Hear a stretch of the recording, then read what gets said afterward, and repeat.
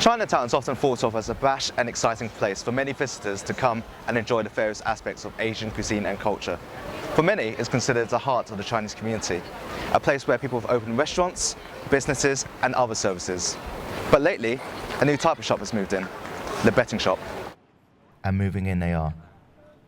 There are currently 9 betting shops in the Chinatown area, all within 5 minutes walk from one another. And just this week, another betting shop operator has applied for planning permission to open another one of its branches here at number 47 Gerrard Street, making the total number of betting shops to 10. Community leaders of Chinatown are warning that proliferation of betting shops are detrimental to the image and traditional values of Chinatown. Well, as you can see, because there's so many of these gaming shops and betting shops that has been opening, including casinos, you find that the whole streetscape of Chinatown, as you can see, all right, is gradually changing. When you come into Chinatown, you want to see the typical Chinese supermarket, the Chinese bakery shop, the Chinese herbal shop, the Chinese hairdresser, the Chinese sweet shop. But this is all going to fast disappear. As we can see now, every block there are 1 or 2 betting shops. And this is really not just changing the streetscape, but the culture of and characteristics of Chinatown. Chinatown is a very attractive tourist destination, and people come to eat Chinese food, buy Chinese goods, you know. And of course, my friends and a lot of friends remarked how shocking it was to suddenly seeing all these shops everywhere in Chinatown. And of course, they find it not amusing at all. They find it rather humiliating, because it gives the wrong impression that Chinese are really gamblers. Of course, it's not true. Not every Chinese is a gambler.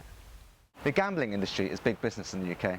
Just last year, the gambling industry has made over £5 billion in profit, with bookmakers accounting for just over half that figure. But many anti-betting campaigners have warned that the increasing number of betting shops on our high streets are causing serious levels of gambling addiction among those who live and work in the area. Peter Chan, who is the manager of the local Christian Gambling Rehabilitation Centre, which helps members of the local Chinese community, knows of a man who lost up to £2,000 a day and eventually his entire business to feed this addiction. Well, in fact, there are many problem gamblers working in Chinatown. You know, I would say at least there are at least one and maybe more gambling addicts in each restaurant. You know, I heard that some restaurants have over 80–90% of the workers there do gamble every day.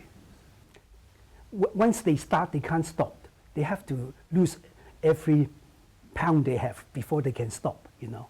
Or maybe they have to wait for the shop to close before they want to leave the premises, you know. And they bet, they gamble more than they can afford. They even borrow money and maybe even steal money from their family, you know, in order to feed their addiction. Of course, when you have no money to give to your wife, no money to give to your children, it causes a big social problem, you know. The UK government relaxed its laws and regulations in the 2005 Gambling Act, so betting shops can crop up in as many places as they like. And it's not only Chinatown who has this problem. Betting shops are appearing all over the high streets of the UK.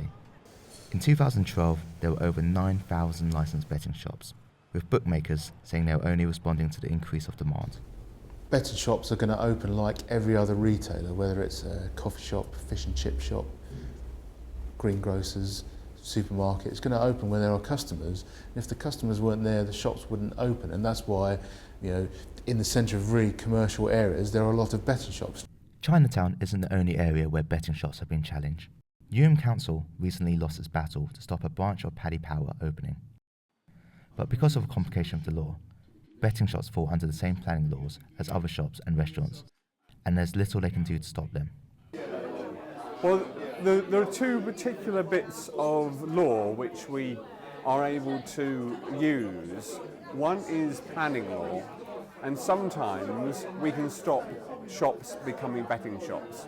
But unfortunately, we can't stop restaurants becoming betting shops because of The way the planning system works, it has a hierarchy with a shop being A1, a betting shop or a bank being A2, a restaurant being A3, and you're allowed to go from 3 to 1 without permission, but you can't go up from 1 to 3 unless you have permission.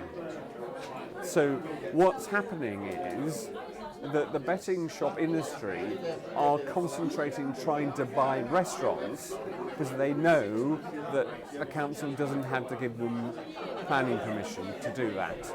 And unfortunately, some restaurateurs are retiring, and this is an opportunity for them to make money.